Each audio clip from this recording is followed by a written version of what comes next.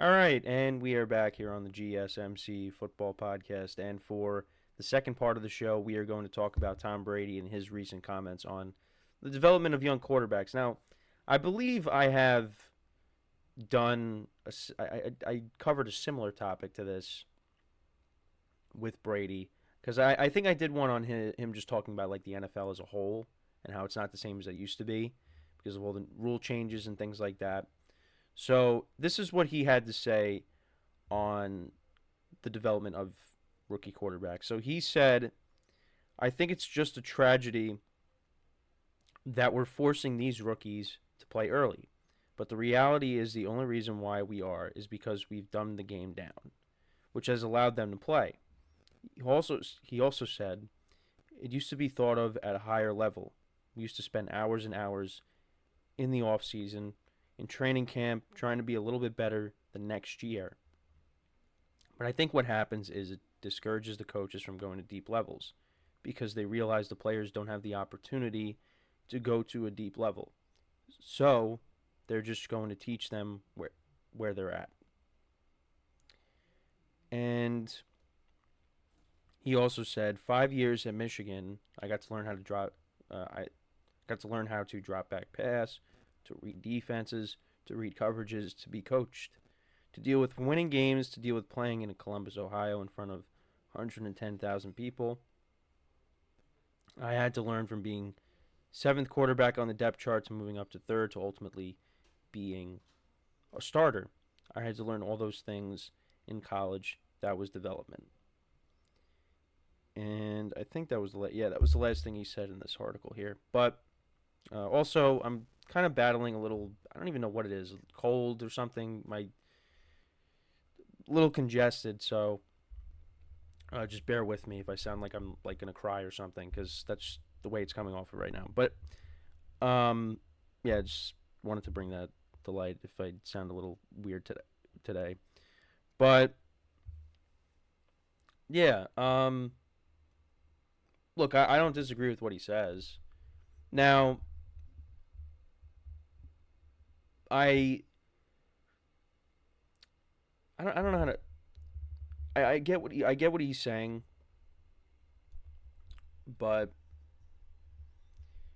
I feel like a lot of these quarterbacks, they, I mean, from day one they can start. If the quarterback looks ready, he's probably going to he's going to end up getting the starting job, and you see that with a bunch of the rookie quarterbacks now. Caleb Williams is going to start. Um, Jane Daniels, Bo Nix looks like he's going to be the starter. Um, Drake May, we'll have to wait and see. I mean, Michael Penix. Michael Penix is not going to start right away, and kind of weird how they're handling him in the preseason because he didn't play in this past preseason game. Now he's not playing in the finale, and on top of that, Kirk Cousins hasn't played in the preseason. So your top two quarterbacks are really not playing in the preseason. Now Michael Penix is going to be the backup quarterback, and he's not contributing. I don't know, but they have their reasoning. They don't want to see him get hurt, and he would be starting with the twos. So, but back with what Brady was saying. Um, I mean, I get it because also when I was reading this, I thought to myself, well, if you look at Patrick Mahomes, I mean Patrick Mahomes had a comment about learning defenses when he was coming off of a MVP year, and he doesn't even know how to read coverages. And this was his first couple years in the league, and you saw what he could do his first year, and you're like as the full time starter, and you're like, wow, this guy's unbelievable. But he doesn't even know how to read defense yet. It's a different world, And Tom Brady is used to just like I said in the last segment. He always had a chip on his shoulder. He always wanted to prove someone wrong. He always wanted to prove himself. And not to not to say that the guys in the league don't want to do that now, but he had that different mentality. And that's why he was so successful for so long. And I don't know. I think for the most part, like if teams know their guy isn't ready to start from day one, then they're not going to start him. I mean, a lot of times teams will bring in a veteran backup, a veteran to be the backup, and maybe they'll start like Marcus Mariota, who's on the Commanders now. I mean, he's kind of bounced around a little bit. He was with when he was with the Falcons. They had Desmond Ritter. Oh, obviously Desmond Ritter didn't turn out the way the Falcons were hoping for. That's why he's no longer there. But you had Marcus Mariota start, and then eventually Desmond Ritter took over.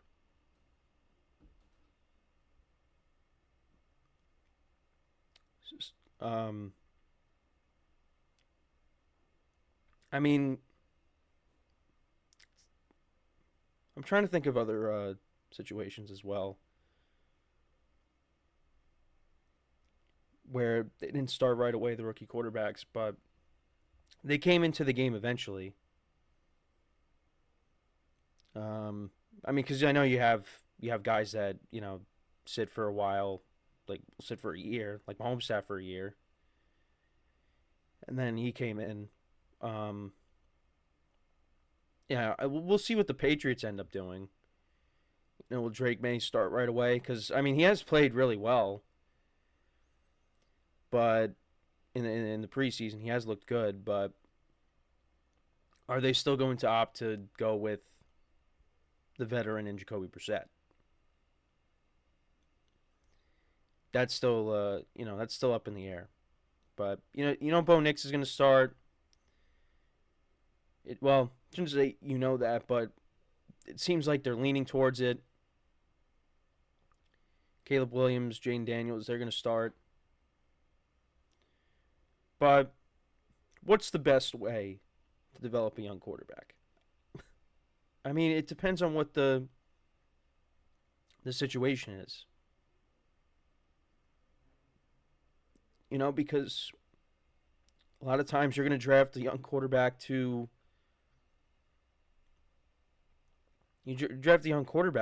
start day one.